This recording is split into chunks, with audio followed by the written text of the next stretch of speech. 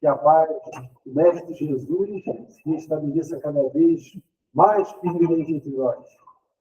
E com certeza ela se encontra estabelecida nessa casa. Eu agradeço mais uma vez aos nossos irmãos pelo carinho, pela oportunidade que nos dá, porque nós, beneficiados somos nós aqui, não sabemos mais, queremos aprender. Espero que a casa de Gerônimo Mendonça tem essa característica, estudas. E temos alguns irmãos que estejam pela primeira vez, não? Isso já nos facilita para falar de determinados assuntos do Espiritismo. Às vezes fica aquela lacuna em determinados termos, mas, de qualquer forma, nós temos que agradecer sempre essa oportunidade que você tem, o acolhimento que se dá. Na palavra consoladora que nós precisamos, não temos só os encarnados. Temos os desencarnados também, que acolhemos não só na reunião aqui aberta, nesta quarta-feira dos salões, bendita reunião, nas nossas reuniões mediúnicas, onde nossos médicos, encontrados nos seus trabalhos, abraçam, trazendo a caridade de Jesus. Como o nosso irmão disseram, que na página dele se referiu a Jesus e a Judas, é a caridade de Jesus que traz o perdão, e através do perdão nós acabamos com as cruzes, com as dívidas, e assim nós vamos seguindo a nossa trajetória caminho reto, como diz o domingo, depois da morte, e que faz com que nós busquemos a felicidade. Buscar a felicidade no caminho da perfeição. Isso faz parte do nosso contexto, do nosso propósito de evolução. Poderíamos estar em outros locais, materialmente, supostamente mais prazerosos, mas estamos aqui alimentando almas e verdade. Então, prazer em tudo. E como a nossa irmã falou, o assunto de hoje é no capítulo 6 do Evangelho segundo o Espiritismo, o Cristo Consolador. Onde nós partimos, é o ponto de partida, podemos dizer assim, ele fala do jugo leve do Consolador prometido. E Jesus, nessa parte, tem tratado a respeito das nossas dificuldades, das nossas caminhadas e dos nossos pesos. E ele já vem reforçar da seguinte forma, quando está no Evangelho de Mateus, no capítulo 10, 28 ao 30, que diz: Vinde a mim todos que andais em sofrimento, vos achais carregados, e eu vos aliviarei. Tomai sobre vós o meu jugo e aprendi de mim, que sou manso e de coração. E acharei de descanso para vocês, almas. Porque meu jugo é suave, e meu fardo é leve. Quando Jesus nos fala, vinde a mim, o que nós temos que buscar ali? Não só um exemplo, dessa forma. Afinal de contas, ele falou uma vez para a gente que o que ele faz, nós poderíamos fazer, que até mais um maior alcance e limite. Isso vai nos despertar a confiança. Todos que andais em sofrimento, vos achais carregados. Sofrimento seria o sofrimento que depende da forma como nós encaramos essa proposta reencarnatória fora. São as misérias, as dores físicas, as decepções, a perda de um ente querido, perda, mas que pode. Mas ele tem um espírito que se ensina que a perda não existe. Existe um momento solene, como diz o Leão, que o nosso irmão é despojado da matéria, dá um plano espiritual, mas continua aqui na gente. Porque o espírito que esteve aqui e criou o laço de amor, ele não vai deixar de mostrar porque ele não está mais na terra.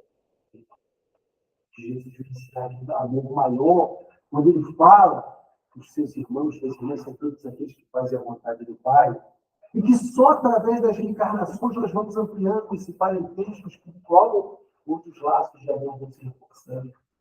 E essa ideia dessas dores, elas têm que encontrar com a sua consolação hoje. Mas fica com tudo, porque nós sabemos que o sofrimento não é eterno.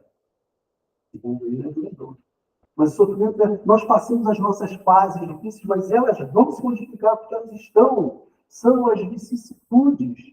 E essas vicissitudes é que vão caracterizar como o espírito encarna e passa pelas vicissitudes da vida que vão caracterizar o quê? Essa expiação. Temos duas formas de encarar as nossas expiações, como se carregar um peso. Levantarmos o nosso corpo e olharmos para o outro, e de frente com outra situação, ou nos curvarmos olhando para a terra, mas temos que lembrar que para o alto nós temos as estrelas, a imensidão do céu, os planetas. a imensidão de que Jesus, que Deus colocou para a gente. Então, se olharmos para o chão onde está sendo construído, uma superfície que nós vamos andar daí, vamos medir a beleza que está à sua mão. Essa beleza é a consolação que Jesus traz. E nós não podemos achar que essa dor, por exemplo, da perda, essa dor da perda de um indivíduo, na realidade não posso dizer perda, porque existe a perda, mas eu vou trazer um fato que aconteceu, porque muitas das vezes, diante dessas dificuldades, as consolações vêm para nos abrir os olhos. Havia, a rádio do Chico Xavier, um industrial e sua esposa, Maria Abraão e Jangir. Na década de 70, eles haviam, o filho deles havia desencarnado uma coisa assim trágica, Mário Júnior, o nome dele. E esse empresário, a esposa dele, estavam devidamente arrasados com aquilo, não encontravam consolação em nada. Vários parecem ter uma ideia de uma vida luxuosa, ele vinha do trabalho, chegava em casa, arrumava uma desculpa para voltar para a fábrica mais bonita, cemitério. Ele ia lá para deitar sobre a lápide do superior do seu filho, porque ele achava que o filho dele tinha 3 meses que estava de um desencarnado, e o filho dele não podia ficar ali sozinho, tinha medo, sentia frio. E a vida dele estava assim, e a esposa dele também. Até que em um determinado momento, a filha dele, Axis, vendo o sofrimento do pai e da mãe, que já tinham até feito o pacto de suicídio. Olha que funcionou. Olha que tem esperança de compreensão. Não aguentar mais aquele Axis, aquele momento do sofrimento, falando, por que o senhor e a mamãe não vão lá falar com aquele moço lá, que fez o meu povo? O que fala dos espíritos? Nossa, Chico Xavier. Eles não é espírita. Afinal, o Vade até detestava a figura do Chico, achava que era um costeiro. Relutando contra isso, a menina conseguiu convencê-los e eles foram lá. No primeiro dia, o Vade chegou lá com a esposa, Chico correu várias cartas, mas nada, porque vamos lembrar que o telefone toque de lá para cá. Podemos nos colocar à frente dos desígnios de Deus. Só que naquela noite aconteceu algo. Chico começou a balbuciar. Axima, Axima. E Jandira, sentada ali, o coração de mãe apertado, as lágrimas. Chico, Axima, minha filha, ela não está aqui, mas eu estou aqui porque eu perdi meu filho. E Chico, no consolo daquele coração de mãe, disse: não, a senhora não tem isso. Ele é agora um simples trabalhador de Jesus. Mas aquilo ainda não consolou ela, muito menos o marido dela. E o marido dela deu todos os cuidados, ficou hospedado lá no hotel, que deixou que chegasse perto do telefone, não falasse com ninguém da cidade, para que não houvesse qualquer tipo de fraude, uma tipo de conteúdo. Mas resolveram voltar no dia seguinte, como diz, vai resolveu dar mais uma chance a Chico Xavier. E na reunião seguinte, estavam lá várias mensagens consoladoras, quando, de repente, essas mensagens, a mão abençoada de Chico corre em torno de 15 a 17 páginas. E no final vem a assinatura, Pai de Júlio. Quando ele chama a mãe, ela já levanta, emocionada, enquanto recebe aqui e passa para o marido. Passando para o marido, ele começa a ler aquelas cartas e percebe informações de que o jovem Vade não sabia. Outras informações que ele havia conversado com o Vade. Outras informações do pai dele, então aquelas informações vêm. E o principal, a palavra confortadora do Espírito para a mãe que estava bem, que aquilo tinha sido só uma coisa. Precisava, vai ser tocado dessa forma para ele começar a compreender a vida de uma outra gente, que é a morte. A partir dali, sepultaram de vez a ideia de suicídio. Vários se tornou um dos grandes trabalhadores espíritas, principalmente no campo da caridade. Nós vemos que as consolações para nós foram medidas das formas mais simples, uma daquelas formas primárias que nos multiplicam. Muitos costumam dizer, eu vim pelo espiritismo pela dor. Eu passei um momento difícil conhecendo o teu espírito e estou me restabelecendo. Porque nós vamos conhecendo a verdade. Jesus lá atrás veio não só aguçar nossa missão, mas abrir nossos olhos, melhorar nossas visões a respeito das coisas que acontecem conosco, para a nossa resignação. Imaginemos se quando Jesus falou do Consolador prometido, mais adiante eu vou citar, se ele me falasse de vida imediata, atenção, quando ele fala aqui do julgo é o domínio moral, aquilo que vai trilhando o caminho, aquela peça da cortina, que conduz na forma, vamos dizer assim, na forma retinida, para que possamos tecer a nossa obra da forma correta. Essa parte do Consolador Prometido, ela vem logo ali no começo, né? Ela vem nos trazer essa verdade de Deus. E mais adiante, fala do Consolador, que a gente tem dúvida, não acredita na vida futura, não acredita em Jesus, vai parecer aquela dúvida é dolorosa, dúvida da nossa vida. Quando nós estamos em dúvida de algo, não cremos, assim como alguém duvida de nós, quando nós levamos a palavra, queremos ajudar, e aquele irmão está. Ele precisa ser tocado dessa forma que o Consolador traz. Hoje, ainda vividos na materialidade, qualquer perda material nos causa dor. Aqueles presos na matéria, um patrimônio, uma vida, muitas expressões, meu carro, minha mulher, meu filho. Nós estamos de passagem aqui. Somos colocados através da reencarnação num meio familiar, onde espíritos que estão aqui para aumentar essa parentela espiritual. Lembremos do caso de Segismundo, lá com a Emília e Raquel, na reencarnação, que estava com o funcionário da luz. Ele era um espírito que tinha uma diferença no passado, cometeu um crime, e precisava, porque aqueles dois que desencarnaram, tanto a Emília e Raquel, que não um casal, eles precisavam perder aquele ódio, desencarnaram revoltados. E aí, na encarnação seguinte, receberam aquele espírito bondoso, como filho. E aí é que entra o entendimento quando Jesus fala desse parentesco maior. É porque aí eram espíritos que depois constituíram um parentesco, né? O sanguíneo. O amor de mãe para aquela criança, para depois do esquecimento, gerando uma família em que depois, quando desencarnar, aquele espírito que era inimigo, já passou a ser amigo. E paramos para raciocinar quantas mães nós já não tivemos? Quantos filhos eu já não tive? Quantas mães eu já fui? Então, o que Jesus faz para que nós possamos realmente agregar na forma espiritual. E que não perdêssemos essa esperança de que isso seria um dia devidamente sacramentado através do ensinamento. E essas aflições de pensar na morte, de pensar nas perdas, sofrem com quem vive pensando na vida futura. Vai pensar que não existe a justiça de Deus. Quando nós saímos aflitos, começamos a sofrer com um problema antes de que ele aconteça.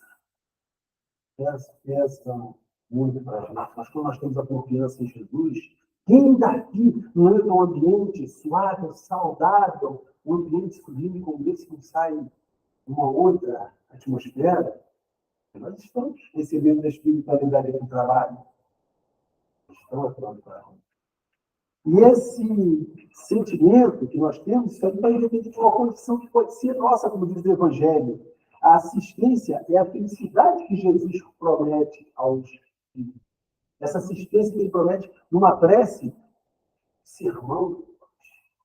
Se nós pararmos para refletirmos em todo aquele sermão do monte, até o Mohammed ganho, chegou a falar que se perdesse tudo, mas sobrasse só aquilo de Jesus, já estaríamos recebidos. E olha o quanto muito mais Jesus deixou, e ainda deixou a abertura para que viesse algo mais para o nosso esclarecimento. Para que nos colocasse em nossos corações e nossas almas a condição de que, nessa lei ensinada por ele, o amor, é o nosso caminho a ser traçado, é o amor. É esse o nosso estudo. Né? E ele é suave, porque não nos exige esforços físicos, sacrifícios, promessas que não vamos cumprir, não. Basta que nós nos esforcemos para que atuemos, junto para com o nosso semelhante, em toda parte, nos nossos lares, no nosso dia a dia, para conosco mesmo, com o amor e a caridade. A caridade, essa é uma grande virtude que nós temos que trabalhar para nos melhorar, o caridoso, para conosco. A caridade, muitas vezes, não é aquela só de entregar, né, uma ajuda material, de uma palavra de Deus que às vezes está precisando. Fizeram me lembrar agora um fato ocorrido, quando se fala dessa caridade, né, da consolação, Uma palavra consoladora pode ajudar uma pessoa a identificar um destino que, de repente, ela está tramando para tentar contra a sua própria. Narramos uma vez, um confrade nosso, um outro centro, de uma experiência que ele passou. Havia uma reunião que convidou um amigo. É a primeira vez. E quando eles voltavam dessa reunião, no sinal, ele vinha de carro parado e percebeu que uma jovem vinha abordando os carros. E quando nós temos essa visão, já imaginamos o quê? É um pouco do nosso egoísmo. Estava acontecendo isso. E ele, com aquele companheiro, deixa eu vir, está bem difícil. E ele, voltando dessa reunião, que não deixava claro. Ele fala que era um período do Espiritismo. Quando ela vinha abordando o Cristo, chegando para perto do carro dele assim, bateu no vidro, ele só fez o gesto. Aí ela insistiu. Mas abriu o vidro.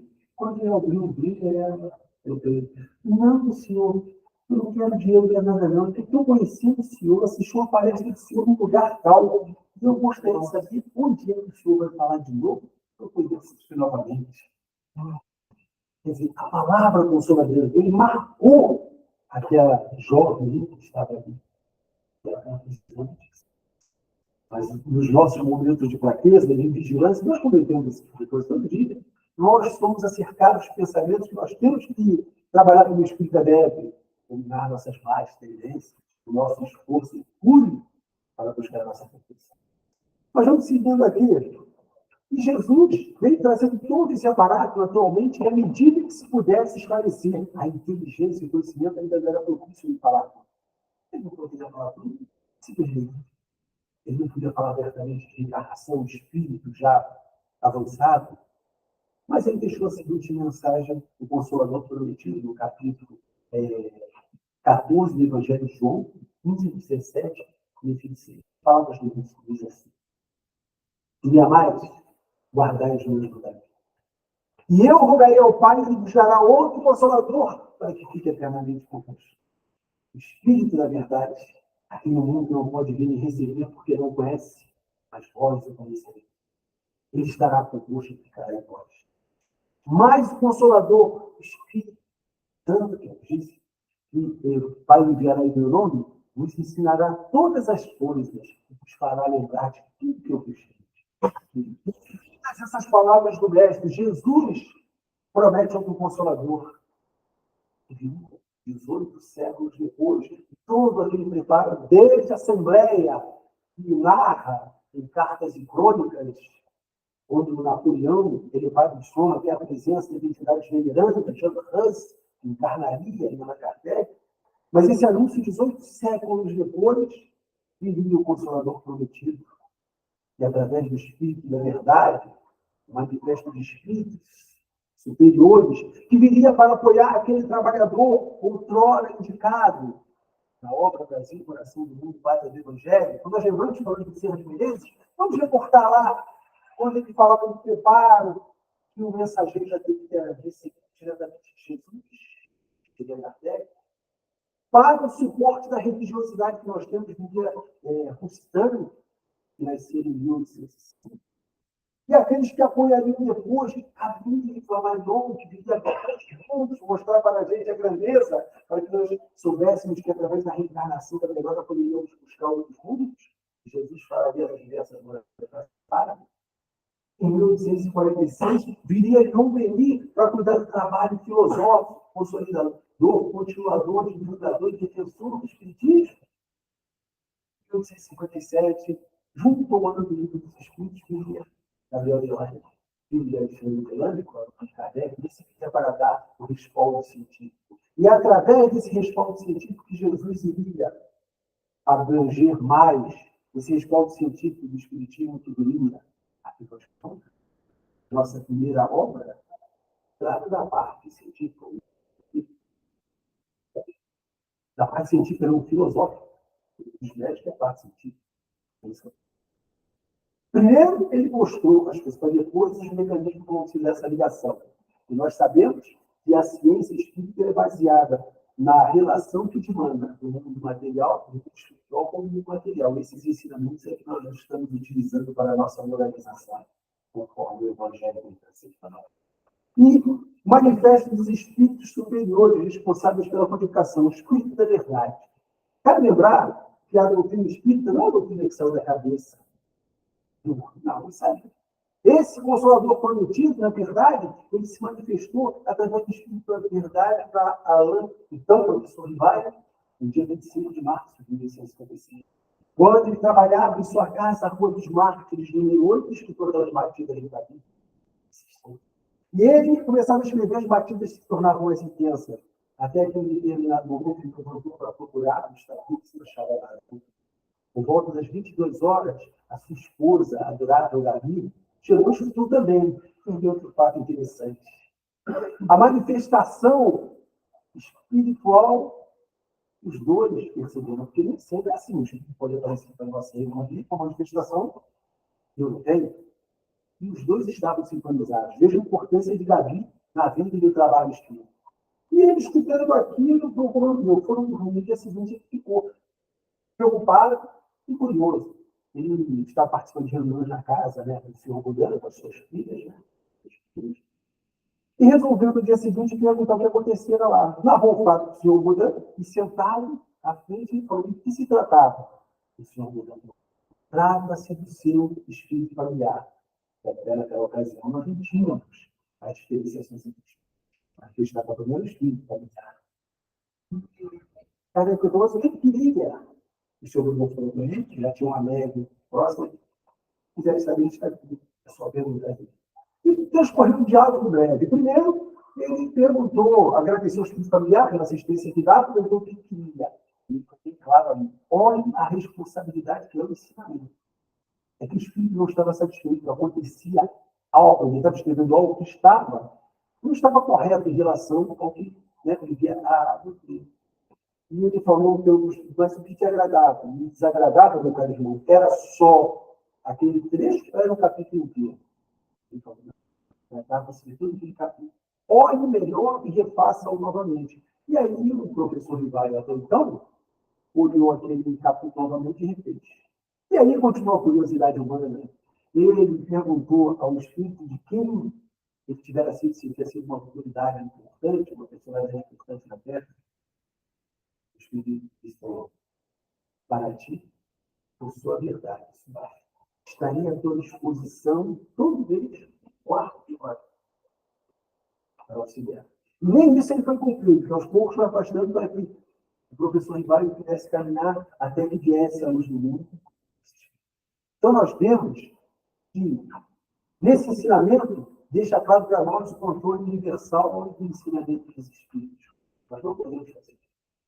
A doutrina espírita, ela vem muito bem alicerçada, através do ensinamento de Jesus, daqueles espíritos que conduzem, para que nós consigamos alcançar nosso objetivo. Até hoje, é uma doutrina que ainda desperta curiosidade. Quantos não foram os detratores que o nosso codificador precisou defender a palavra, defender que Deus não era um ser supremo, nunca já, que era, né, uma inteligência suprema, tal, que mais. É uma doutrina muito bem alicerçada nos propósitos do amor e da caridade, do conhecimento, através da ciência, da filosofia e da religião, para que nós pudéssemos ter todo esse aparato. Não canso de falar. Hoje, nós temos todo dia um lugar para pelo menos assistirmos 1 hora de estudo. Todo dia da semana, Juiz de Fora, essa maravilha. O codificador tinha só 15 minutos por mês para tirar essa. Nós vamos continuando aqui. Quando ele fala que o mundo, né, não conhece, que nós não estávamos preparados para conhecer, nem nós estávamos, e ainda estamos. Não sabíamos entender quando se falasse em reencarnação. Aí nós vamos pegar depois que a Gênese veio, a Gênese falar mais impostos, das boas sólidas, aquela coisa toda. Nós falamos da apreciação dos equinócios, nós estudamos na escola, mas é o terceiro movimento que tem até a coisa. Mas que nós precisamos conhecer isso? Precisamos sim. Entra o trabalho de caminho de maior do mundo para que nós entendêssemos a nossa natureza e a possibilidade de mudança na nossa composição espiritual, para que, à medida que vamos reencarnando, ele vai se tornando mais leve, mais sutil, para que possamos alçar esferas mais elevadas, outros planetas. E o mundo não está suficiente para compreender, mas eu vou lembrar da leitura do nosso irmão lá inicial. Quando ele fala isso, nós lembramos do livro também Cartas e Crônicas, onde Humberto de Campos, aí já é do X, Cartas e Crônicas, vai entrevistar Judas. É belíssimo aquele texto, mas um detalhe importante que fala, Judas falou para ele, e ele não vendeu Jesus, a intenção dele era aquela, mas que até hoje nós continuamos vivendo. Porque nós botamos, muitas das vezes, os nossos interesses materiais à frente dos nossos interesses espirituais. E o espírito só vai realmente dar conta da sua evolução quando ele estiver realmente desvencilhado dessa barreira. Quando a condição espiritual se sobrepuser à sua condição material. Não encararmos nós a morte como um castigo, e sim como a libertação do cárcere, conforme as afianças do espírito já está sendo. Verdade? Vamos lá. Ele veio esclarecer as palavras de Jesus. Veio lembrar o que já tinha dito, né? O Espírito veio e nos ensinar novas coisas. E quanto aprendemos com a doutrina espírita, principalmente com amor. Quando Jesus falava que viria o Consolador, aquilo que eu falo, se esperássemos de imediato, como aquele povo talvez ele tocar tivesse, não estaríamos exercitando a paciência. Mas para que nós soubéssemos exercitar essa paciência e esperança, ele sabe que nós temos que ter conhecimento. E esse conhecimento, com auxílio, conforme prevê, relacionado com os espíritos que estão sempre presentes da reencarnação, né? Da encarnação, que é o espírito, ele é colocado para evoluir em cada vicissitude e pode ter uma missão. E essas vicissitudes eles vão constituir essas explicações que ele vai passar. Nós temos que lembrar essas palavras de Jesus e nos encorajar, nos preparar o caminho, que o nosso caminho é fácil. Às vezes nós olhamos, os meus problemas são tão grandes, pisamos ali fora, vemos a problemática muito maior do irmão, e que ele encara com mais naturalidade. Mas existe força dos momentos de dificuldade. Principalmente quando nós recebemos a notícia de uma doença. Uma patologia que vem de imediato, não pode ter aquela gravidade toda, mas que nos impacta de forma que acabamos por nos lembrar da confiança que nos canaliza a Deus. Ou não acreditamos nos nossos passos. Sim, temos a ajuda da ciência. Os médicos estudados são todas as vezes conduzidos pelos irmãos materiais, mas por aqueles espíritos que vêm abrindo cada vez mais os caminhos para que eles possam nos atender nas nossas necessidades mais íntimas. Então, nós temos que ter essa confiança. Essa palavra consoladora. Ir ao centro de uma igreja, um tempo, não é nós chegarmos ali só de corpo, é nós estarmos de corpo e alma, entregarmos a nossa problemática a Jesus, não para ele resolver, mas que ele possa nos trazer uma forma de encontrarmos um caminho. Eu lembro aqui a trajetória do nosso irmão, né? Dessa casa, que já na lista gerando. Veio também efetuar o estabelecimento de ensinamentos, e esses ensinamentos se perpetuaram em nós. Sim, esses ensinamentos, porque nós vamos acumulando bagagem.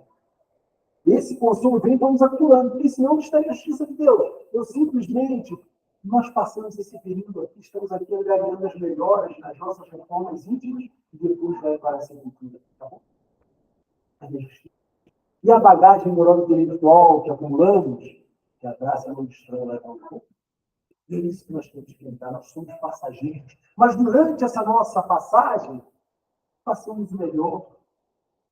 Vejamos no nosso irmão, nosso semelhante, aquele instrumento necessário para o nosso trabalho, assim como nós somos para ele. O nosso reduto familiar, aquele irmãozinho, a gente tem uma certa dificuldade para andar. Enfim, temos que estar na seara evolutiva. O que precisa das legislações que nós contas, cada um de nós tem a obrigação com a nossa segurança. Vamos seguindo aqui. E a ideia, essa ideia imediatista, eu venho a uma casa e procurei um problema. Eu acho que aquilo vai ser resolvido de imediato. E a paciência. Perseverança. Tem um trabalho, ali de trabalho. Então, nós temos que saber que a nossa problemática, nós pedimos atraso, né? Ao longo das passagens que criamos, acho que nós temos as oportunidades de nos resolver aos poucos, não podemos ter a pressa. O cristão, muito menos, pode ter. O cristão, não se fala, o espírito, muito menos, porque conhece. A gente gente não prepara o trabalho do Espírito da mesma forma. Uma casa que não é essa estrutura, ela já é projetada no plano espiritual. Seus trabalhadores já vêm engajados na forma que possam estar esclarecidos aos propósitos daquele irmão. O mundo gerando mudança para isso aqui. Tudo tem um planejamento. Assim como as nossas encarnações com planejamento, lembremos lá Segismundo, o trabalho, a combinação, o gênero, preparo do ambiente, a utilização do irmãozinho dele para quebrar o gelo que havia com os fundos ali, faz parte. Até daquela assembleia realizada um pouco antes com a espiritualidade para preparar o caminho. Vamos lá. O Espiritismo nos ajuda a compreender o que foi dito por parábolas. Quando vai Mateus, em 10 ao 13, Jesus falou de Elias, né? Que João Batista era a encarnação de Elias, Jesus não compreendeu, fizeram com ele o que fizeram, falaram, parecia que já pensou se Jesus dizer, não, o Elias reencarnou João Batista, que veio antes, estava preparado para aquilo? Não. Precisávamos ter o Consolador prometido, para que entendêssemos a natureza, a espiritualidade, o trabalho da espiritualidade. E o mecanismo da reencarnação, que em várias oportunidades ele fora combatido, até homens, achando que simplesmente tirar a ideia de reencarnação do contexto religioso seria modificar as leis da unidade espiritual. Aí nós vamos lembrar do entendimento, compreender o que foi dito. Aí eu vou citar um caso aqui de Jerônimo Mendonça. Um caso interessante. Quando eu falo, a gente tem que dar corpo e alma no ensino. Jerônimo, uma das poucas vezes, embora com as dificuldades que ele tinha, uma das poucas vezes que ele não pôde realizar, se não me engano, foram só duas. Ele pôde realizar um estudo e pediu para um companheiro realizar no lugar dele, na cidade de Recife. E esse companheiro de boa vontade foi, só que no trajeto ele viera sofrer um acidente de carro. Ele era um companheiro militar, tinha um evangelho junto com ele, né? Conhecia o espiritismo, porque o espiritismo estava nele, mas ele não estava totalmente no espiritismo. E aí ele sofreu um acidente. Aqueles carros mais antigos, né, que tem uma estrutura ainda, que aguenta, não tem airbag, mas tem uma estrutura firme. E quando o carro sofreu esse acidente, ele conseguiu sair, a primeira coisa que ele pensou foi ele estava no porta-luz e pegou o evangelho dele, para agradecer e sair ileso daquele acidente. E quando ele pegou o evangelho dele, ele abriu lá, capítulo 5, abriu aleatoriamente. Capítulo 5, item 22, e o título é o seguinte: fosse um homem de bem, teria morrido. E ele, quando recebeu essa mensagem, se fosse um homem de bem, teria morrido, que apertou o golpe, mas ficou quieto na dele, e depois foi falar com o Jerônimo. Jerônimo, eu fiz tudo certinho, eu morri lá para ajudar, para transmitir a palavra, só que eu sofri um acidente, eu não morri, Jerônimo. No Evangelho, quando eu vi, eu disse isso, quer dizer, eu não presto nem para morrer. Falou para o Jerônimo que ele achava que nem tipo de morrer era. Mas é o entendimento que nós temos do Evangelho. Esse contexto é outro diferente. Quantas não são as vezes que nós, na nossa, vamos dizer assim, no nosso egoísmo, pensamos sobre determinados casos encarna uma pessoa? Está pensando nisso? Tão bom que embora que traste fica aí no móvel. Já pensamos nisso, gente? Para você julgamento. Fala mais adiante. Então, ele vem nos abrir os olhos, os ouvidos, porque são para nós vigiarmos esses julgamentos que fazemos. E todas as vicissitudes que possam atrasar, de certa forma ou não, nossa adiantamento. E o Espiritismo nos faz compreender também, quando fala, bem-aventurados aflitos, porque eles serão consolados. Aí ele pergunta mesmo, é possível ser feliz não sabendo por que se sofre? Sofrimento, nós levamos várias vicissitudes que o Espírito passa para alcançar a perfeição, ele consiste em expiação, está lá, 132. Mas graças a essa interpretação, esse questionamento que todos nós temos que fazer, entendermos que nós passamos e as consolações que todo dia, todo momento, nós estamos recebendo benefícios que não percebemos. Todo dia nós temos. Eurípides Barçanufo. Eurípides Barçanufo foi aquele trabalhador, né, que se tornou um trabalhador espírita, em 1880, 1918, Eurípides, que era católico, e justamente ele atuava muito na igreja.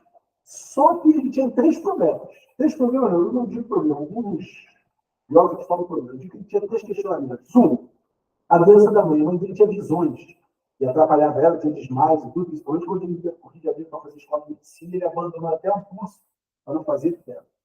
O outro questionamento dele é o tio dele, o tio senhor Mariano, que havia abraçado a doutrina espírita. O seio da família católica, que não está bem, ele era dizer que dominar a família. E o terceiro questionamento dele era o sermão do monte. Ele não, um padre, um latim, normalmente fazia latim de costa, e o Eurípides era tanto trabalhador que ele tinha tão vida, estava ali perto do para poder receber a mensagem. Ele não entendia isso. Como pode um homem, como pode ser feliz sofrendo? Era um questionamento. Tudo foi se resolvendo, a mãe dele, depois começou a trabalhar no espiritismo, mas esse questionamento ele precisou através do espiritismo. Primeiro ele recebeu um livro depois da morte do Leão Denis, o tio dele já começou a mexer nas bases dele ali. E depois, quando ele foi assistir uma reunião na fazenda Santa Maria, e nessa fazenda, todos os parentes dele, as pessoas que moravam ali, eram espíritas. E, a princípio, todos estavam lá, mas para ter lugar sobrando. Nesse dia, uma celebração por ali. Ele foi lá, tinha dois lugares sobrando, estava junto com uma amiga. Já foi cá. E naquele dia, ele pensando, ele questionava isso muito, pensou se é verdade que existe comunicação dos mortos para com ele. Eu gostaria que Aristides, que era o médium mais modesto lá, com menos cultura, que não sabia fazer um ovo, uma garrafa, como dizia, e eu recebesse a explicação sobre as minhas lembranças, fosse através da Aristides. Ele pensou isso, o que aconteceu? Aristides, feito todo aquele aparato, o preparo do ambiente, a prece, tudo, de repente Aristides se levanta, faz uma das maiores explanações mais profundas. Aquilo ali tocou o livro de uma forma que terminou ali, ele já estava com o livro, ele foi se desligar da igreja. A palavra consoladora para ele estava ali. E dali foi assim, a mãe dele tinha problemas relacionados ao espiritismo. E o tio dele foi que encaminhou para o espiritismo. A ideia que ele tinha de tirar o tio, pelo contrário, saiu. Saiu. E mas nesse período vai acontecer uma coisa interessante. O pai dele não aceitava, né? Não aceitava ele estar. Aí mandou a mãe convencer ele a mãe coisa do aluno também sou espírita. Agora você tenta convencer. Então, a doutrina ela tem um fundamento, né? Tem uma doutrina lógica.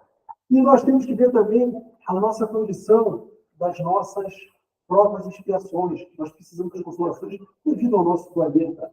Planeta de provas e expiações. Aqui não tem isso. Nós temos o passado de expiar, temos o Jesus. Então, nós temos que saber lidar com todas essas dificuldades, aceitar sem queixas no nosso dia a dia, tomar a aguinha da paz, como a mãe de Chico Xavier falou para ele, né, que estava meio paciente, não veio procurar o remédio, andou, voltou e disse que não achou o remédio. E ela falou que era água da paz. Aí depois ele disse, falou, não, meu filho, a água da paz não é dentro da farmácia, é ali, não pode que você quer, ele falou que era muito enquanto não passar a tentação de responder, porque quando nós respondemos na provocação, nós estamos só alongando aquela contenda.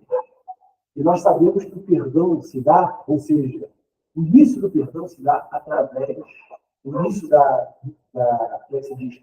O término da contenda é através do perdão. Eu perdoei. Meu irmão me perdoou, né? Aí ele vai ter oportunidade de crescer. Mas o exemplo não é lá. A menina Raquel, seja justo. Tem que aceitar o sofrimento. O sofrimento auxilia, sim, o sofrimento nos auxilia. Eu falei, tem irmãos nossos que estão fazendo um momento de dificuldade, no momento de achava que tudo tinha acabado, de encontrar aqui um consolo, quando recebem o passe, quando recebem uma mensagem. Quantas não são as vezes que a gente está sentado em um local palestrante, está falando igual um minuto, fazendo uma peroração? Mas o evangelho está protegendo os olhos. Para isso que nós temos que cultivar o nosso evangelho do lar. ou abrindo aleatoriamente, ou fazendo uma sequência com fase de ser composta, também as quintas-feiras, né?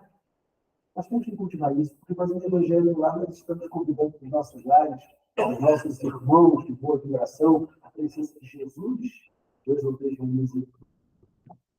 Aí eu vou dizer, eu faço o evangelho sozinho. Não está sozinho, porque nunca nós estamos sozinhos, porque é muito que testemunhos observam. Certo? Vamos seguindo aqui. Temos que ter também esses atributos da paciência, resignação, coragem para seguir até o fim. Porque essa coragem, nós recebemos a nossa tarefa, a nossa missão, e temos que estar vigilantes em relação aos maus pensamentos que nos passam, vigilante quando aqueles nossos irmãos que possam estar num momento de dificuldade, nos dando consolação, vibrar nas nossas reuniões, quando percebemos no nosso trabalho, no nosso dia a dia, irmãozinho, uma situação muito complicada, buscar através da palavra da conversa, que ele se julgue no momento de querer falar, que ele está numa problemática, que para ele é desse tamanho, com algumas palavras consoladoras, força, ele pode modificar o pensamento. A nossa observação. Por isso que eu sempre faço. O procedimento é que eu faço, eu pido para os orientos espíritos, a nossa prece atividade, nossa prece matinal, chegando no seu local de trabalho, eu sempre fiz isso, quando eu estava trabalhando, eu chegava lá, entrando, começava a caminhar de prece. Então, desviar das expiações que eu vou ter durante o dia, mas pelo menos eu vou ter um amparo para poder contornar aquelas situações. Fazem parte. E aí nós vemos que esse caminho tem que ser cumprido. Tem 2 casos narrados, um é de uma senhora, e ela está... Eu vou falar um senhor aqui. Esse senhor estava indo numa reunião e ele ia para a conversa paterna. Ele estava com um problema que ele... Né? Só que quando ele chegou para assistir a reunião, que era palestrante, Jerônimo, Jerônimo, naquela sua alegria, na sua profundidade, na sua ligação com Jesus, e exalava alegria. E naquela sua palestra, aquele senhor foi assistindo aquilo, e ao final já comecei a pensar, onde eu gosto desse senhor?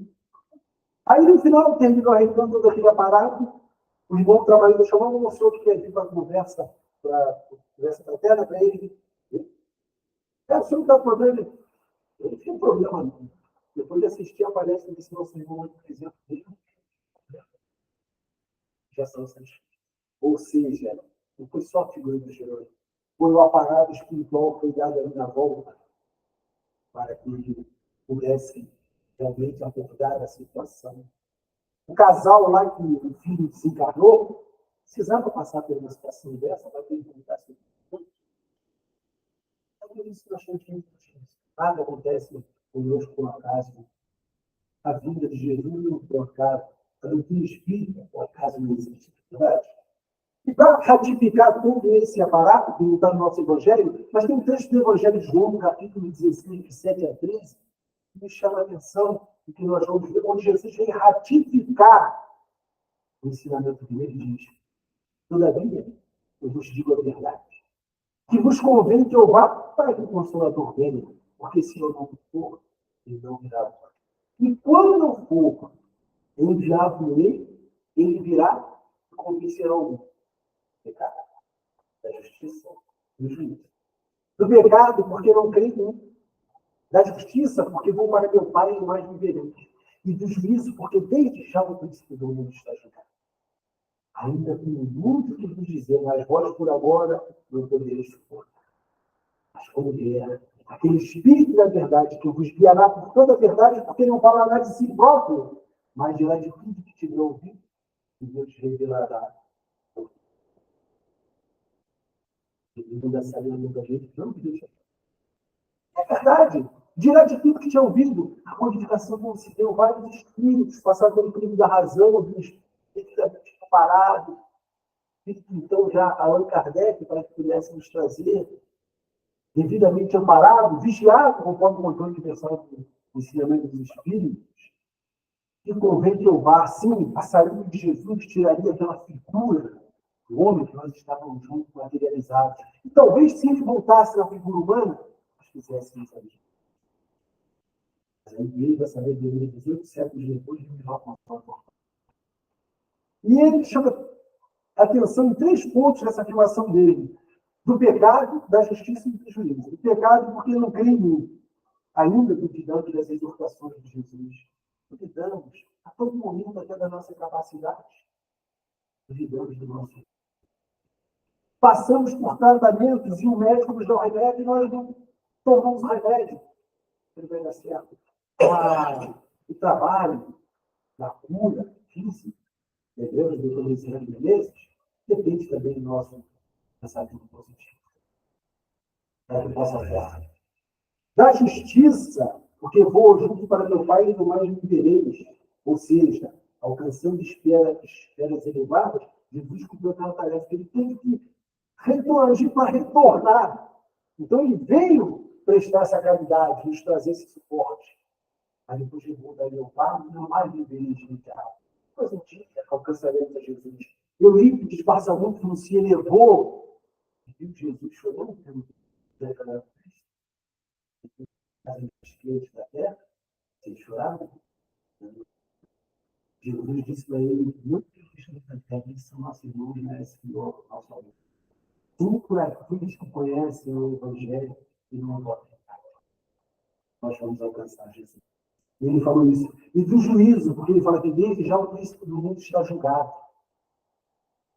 Como o julgamento ele esteve lá. Espírito de uma nobreza, que mesmo ali diante daqueles que o imolavam, falam para o Pai, perdoa, Pai, eles não sabem. E o julgamento que nós fazemos, esse julgamento que há pouco também eu retratei, daquela jovem, nós fazemos a todo momento na nossa vida pedir isso. Não, porque tanto nosso irmão não termina nem de trazer a problemática, e nós já estamos julgando. Imagina isso lá, 18 séculos atrás, o que Jesus passou, mas que não desistiu de nós. Eu costumo sempre dizer, nós desistimos às vezes dele, mas eu nunca desisti. As oportunidades são sempre dadas, e não vai deixar para que nós nos desviemos. Nossos irmãos invisíveis, nossos espíritos protetores que estão sempre conosco, mesmo no entristecido de determinado momento com nossos convites, mas eles não nos abandonam. Espero o momento que está nos auxiliando ali para que nós tomemos a caminhada, o caminho reto de Deus. E é dessa forma que o Espiritismo realiza o que Jesus falou no Consolador Prometido. Nós conhecemos quem sou eu, de onde vim, para onde vou. Por quê? Quando nós não tínhamos dimensão da vida espiritual, eu não podia dizer o que eu sou. Eu sou o corpo, a alma, acabou. Aquela velha ideia de que a alma era como o espírito era criado no mesmo momento que o corpo. Aquilo letrado, acabou. Nem para aquele, né, o universal, o universal não, acabou. E aí? E a bagagem moral e intelectual?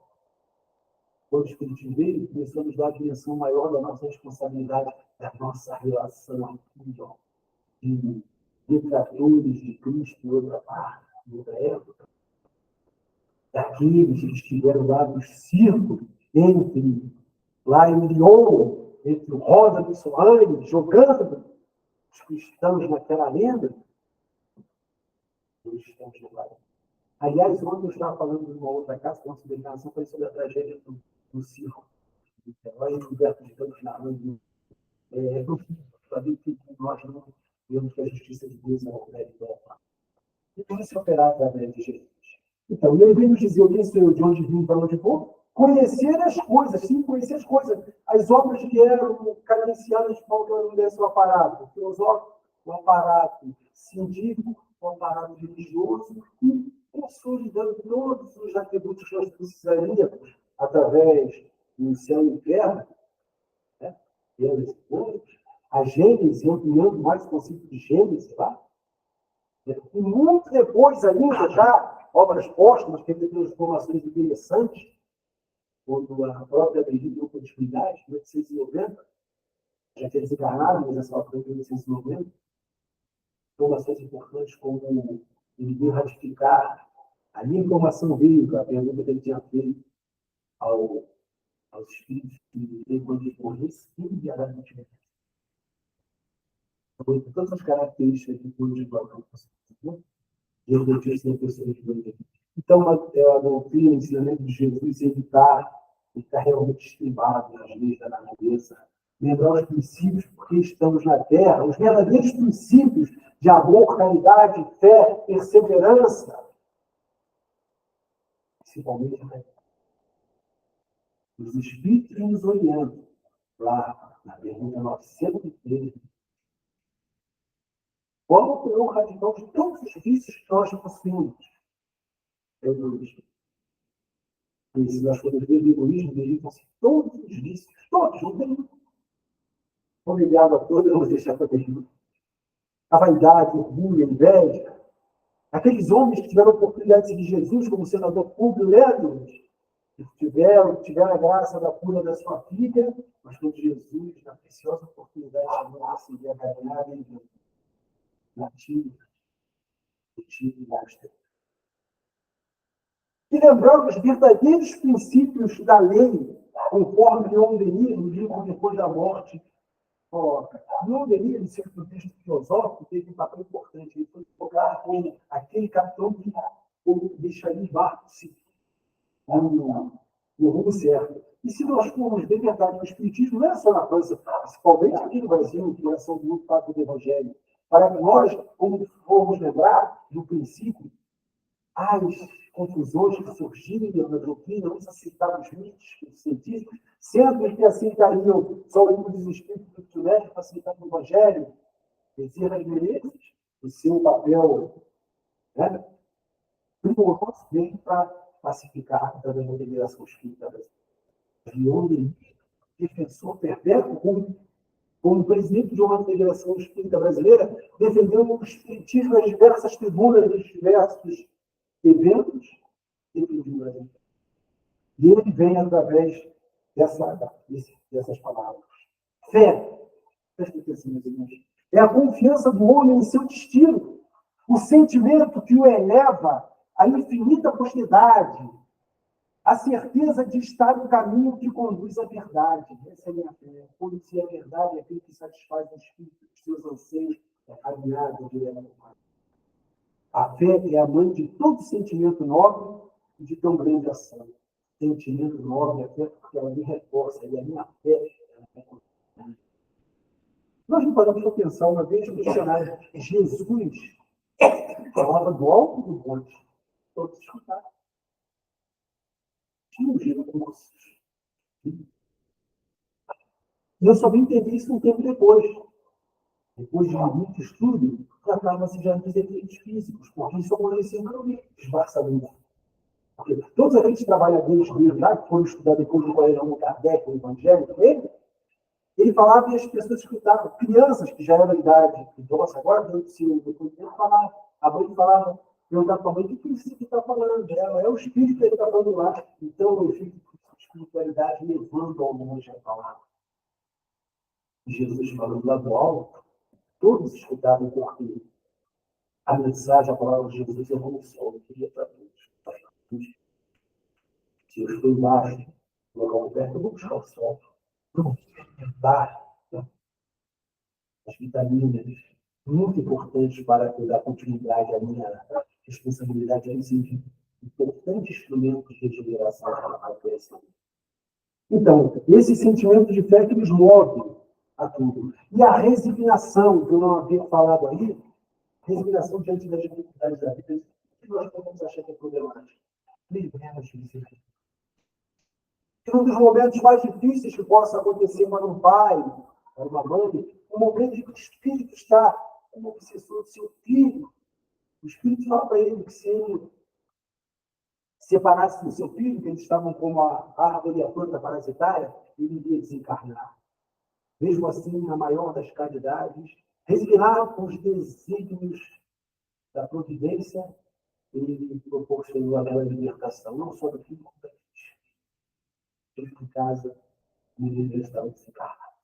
Em que ele veja que pouco de filho não reclamou. Ele agradeceu a Deus por aquela prova de libertação. E assim nós temos que estar sempre agradecendo a Deus, agradecendo por tudo que nos é conquistado para que nós consigamos trabalhar, que nós consigamos seguir. Agradecer o que supostamente é perfeito, nossos deslocamentos, mas sabemos que um dia podemos não estar colocando por meios próprios, mas que isso não vai ser motivo de nós pagarmos. É a medida do presente do nosso Senhor. Então, meus irmãos, fé, força, e vamos seguir em frente e agradecer a Jesus. E para agradecer a Jesus, eu gostaria de deixar uma mensagem aqui de Álvaro de Souza, que se intitula Obrigado, Jesus. Diz assim: obrigado, Jesus, pela chuva que cai, fertilizando o solo e Serra Laje vai, um murmúrio suave de oração pela chuva que cai e os frutos produz. Obrigado. Obrigado, Jesus, pelo sol que ilumina das mais altas montanhas, como o vale e a campina, aquecendo o palácio e o casebre definido, pelas claras manhãs auroradas de luz. Obrigado, Jesus. Obrigado, Jesus, por todo o temporal que lava a atmosfera dos milhares de nós, tornando o ar puro e a terra usa, e o vento que sopra me fascina da luz. Obrigado, Jesus. Obrigado, Jesus, por essa reunião em que juntos comungamos numa só oração. O serviço fraterno de irmãos para irmãos pela escola de amor a que você. Por isso, muitíssimo. Que assim seja, todos, que a paz do Mestre possa estar estabelecida, que sejamos partículas irradiadoras do amor dele, que saiamos daqui pelo nosso caminho, deixemos essas partículas cair nos nossos irmãos, nos nossos lares, nas nossas fortificações, que possamos estar cada vez mais conscientes da nossa responsabilidade. Que nós viemos aqui para receber, mas que viemos aqui também para receber. Assim,